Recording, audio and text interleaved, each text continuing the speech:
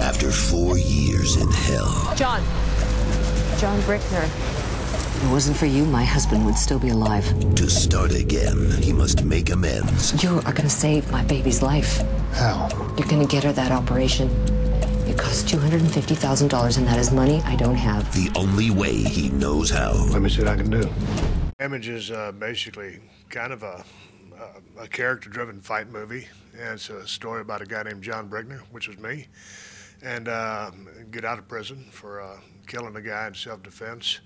And then turns out that in trying to get back to a normal life, I meet come across the wife of the man that I killed, and she's got a lot of problems.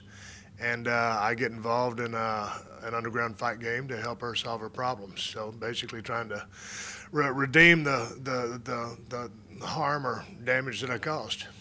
The fight coordinators that we had on the movie were outstanding. And I always find that fighting for camera is so much more difficult than fighting in the ring because I did that for so long. Basically, that was just like dancing, or a violent form of dance, because people think that you rehearse or choreograph everything that happens in a ring, and you don't. You've just done it for so long, you know what to do. And then, you're actually making contact on a lot of your punches, to the face.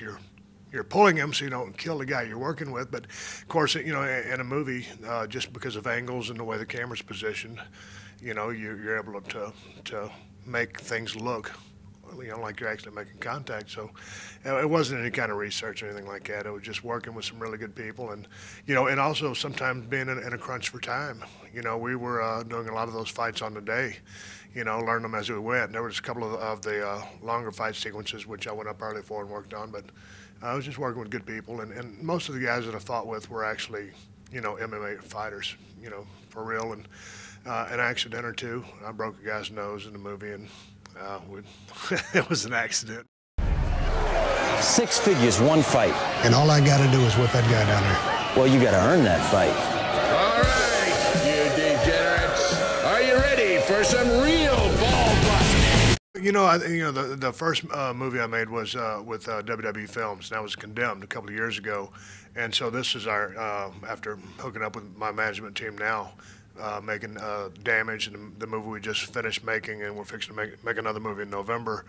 It's what I have my sights set on and my focus set on. I think the smart thing to do for me, as far as trying to, after being gone for the few years that I was, is to make the kind of movies that I think my core fans, the people that mainly know me as Stone Cold Steve Austin, are going to want to see. And that being said, just to also as Steve Austin, because Stone Cold Steve Austin was a character I played on a wrestling program, but you wouldn't believe how many people think that's actually me 24/7.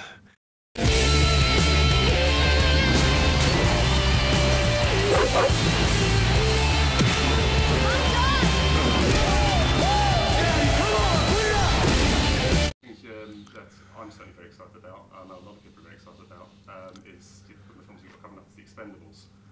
Well, I think we can safely say it's going to be one of the greatest action films of all time. Just the cast alone is going to be fantastic. I mean, can you tell me a little bit about it? Oh, yeah, it's certainly got a great cast because of some of the guys that were in there.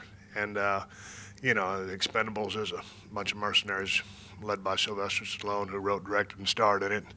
And all of his guys are with him.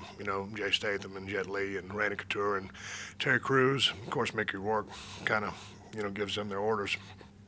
And then on the other end of that, you had myself and Eric Roberts, who I became very good friends with on the set, and we're basically the bad guys. And so it was. There was so much coverage on the Expendables, and then we're on an island growing cocaine, so we're doing our own thing. And all the Expendables, they had all the bells and whistles and the cool knives and guns and everything that's needed to destroy people. So, while they were over there checking out all their gadgets and stuff like that, and, me and Eric Roberts basically sat around the whole time and told dirty jokes and made fun of everybody. It was one of the funnest times I've ever had. We started off in Brazil, and we were over there for 3 or 4 weeks, and then came back and 2 weeks off in LA, and then finished the movie in New Orleans. And I think it's going to be a great movie. There's some really cool fight sequences. I mean, there were so many bullets flying around and explosions. I mean, I don't know how much money they spent on all that, but I know it was a bunch. And I had a couple of great fight scenes in there, and they added a fight scene. There's a great fight scene with me and Randy Couture in there also. But I remember watching Rocky in 1976, and the next morning I got up and I drank some eggs and I was running down the block. There wasn't a soundtrack while I was running, but that movie inspired me to do so many things. So it was a real kick for me to all of a sudden be on a Sylvester Stallone movie, hanging out with him and fighting with him and doing everything. It was I think it's going to be a really cool movie, and I think it's going to do really well. The wrestling legend, star of The Condemned, is back. Who in their right mind would want to get into a scrape with you? You'd be surprised.